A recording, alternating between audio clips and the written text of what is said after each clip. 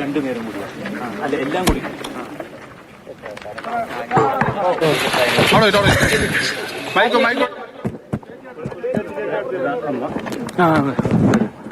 മറ്റേ ജോർജ് ഇല്ലേ, George പുറകില്ല, sister George പയ്യൻ പുറകില്ല, ഇതൊരു പയ്യൻ.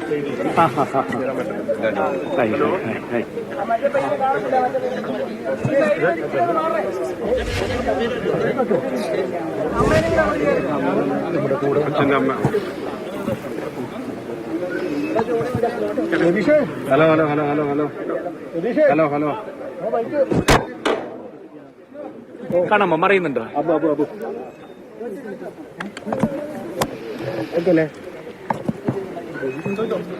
ഒരു ക്ഷീരകർഷകൻ കൂടിയായതുകൊണ്ട് താങ്കൾക്ക് ഇവരുടെ വിഷമം മനസ്സിലാക്കാൻ കഴിയുന്നുണ്ടല്ലേ?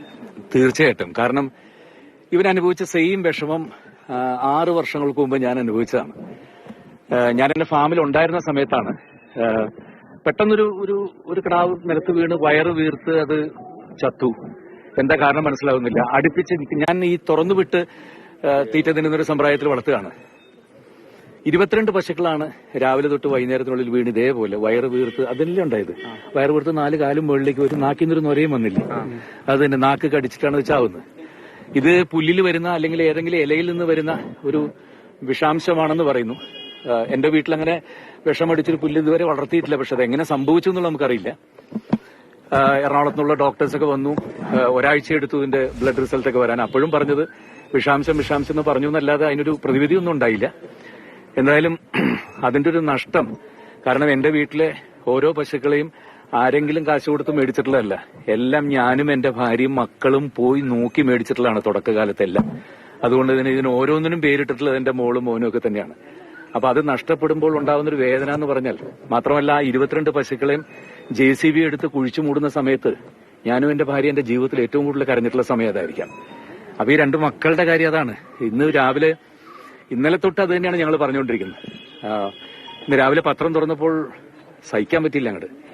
അപ്പൊ തന്നെ എന്റെ ഒരു സിനിമയുടെ ഒരു ഓഡിയോ ലോഞ്ച്, ട്രെയിലർ ലോഞ്ചും നാളെ നടക്കുന്നുണ്ടായിരുന്നു. എബ്രഹാം ഓസ്ലർ എന്ന് പറഞ്ഞ സിനിമയുടെ. അപ്പൊ പെട്ടെന്ന് അത് ലോഞ്ച് ചെയ്യാനിരുന്നത് പൃഥ്വിരാജാണ്. ഞാൻ രാവിലെ തന്നെ പൃഥ്വിരാജിനെ വിളിച്ചു.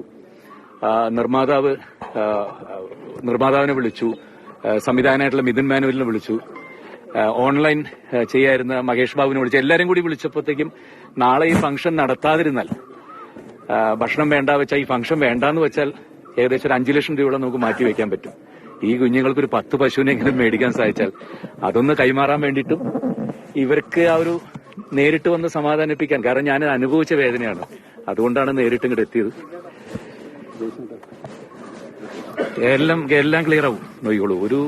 ഇവിടെ തന്നെ ഒരു 100 പശുക്കളെ വളർത്താനുള്ള തൊഴുത്ത് ദൈവം ഉണ്ടാക്കി തരുന്നു. നോക്കിക്കോ, ഉറപ്പായിട്ടും.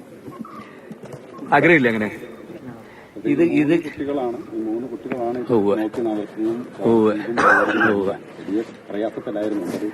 ഇത് കഴിഞ്ഞിട്ട് നീ കൂടെ വരികയാണെങ്കിൽ ഞാൻ വേണമെങ്കിൽ കൃഷ്ണഗിരിക്ക് കൂടെ വരാം. ഞാൻ എപ്പോഴും പശുക്കൾ എടുക്കുന്ന അവിടെ നിന്നാണ്.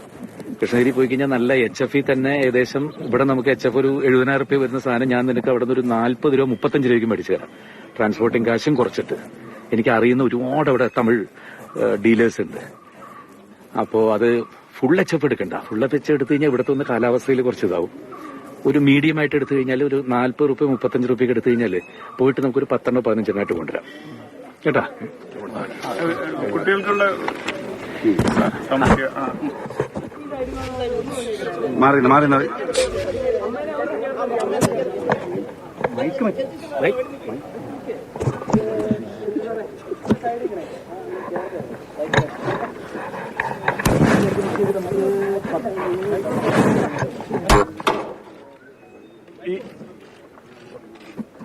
ഈ 5 ലക്ഷം രൂപയ്ക്ക് നമുക്കൊരു 12 പശുവിനെ നമുക്ക് കൃഷ്ണഗിരിയിൽ നിന്ന് ഇങ്ങോട്ട് കയറ്റി കൊണ്ട് ഇവിടെ കൊണ്ടിറക്കാൻ പറ്റും.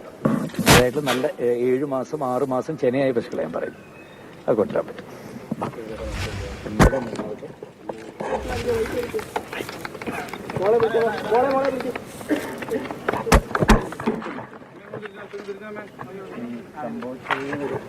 പറ്റാത്ത വിഷമങ്ങൾ തന്നെയാണെങ്കിലും അതിനേക്കാൾ ഉപരി നന്നായിട്ട് ഇതിലും നന്നായിട്ട് ഞാൻ പോയതിന്റെ ഒരുപാട് ഉണ്ടല്ലോ. ഞാൻ വേണമായിരുന്നു അല്ലേ? Okay sir, okay, thank you. ഞങ്ങൾ ക്യാമറ നോക്കിക്കോട്ടെ.